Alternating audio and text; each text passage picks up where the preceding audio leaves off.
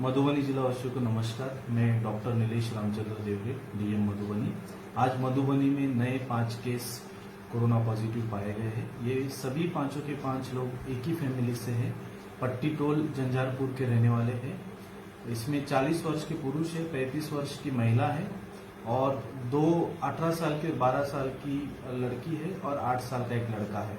ये सभी लोग 25 अप्रैल को नोएडा से आए थे अंत्येष्टि में शामिल होने के लिए। जब ये लोग झंझारपुर में पहुंचे तो इन लोगों ने बताया कि वे लोग होम क्वारंटीन में नोएडा में रह चुके हैं 20 दिन तक और यहाँ पे भी होम क्वारंटीन में रहेंगे, ऐसा उन्होंने बताया।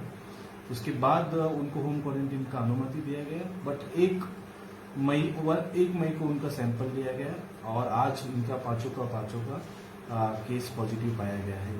इस तरीके से 23 केस अब मधुबनी में एक्टिव कोरोना पॉजिटिव केस है।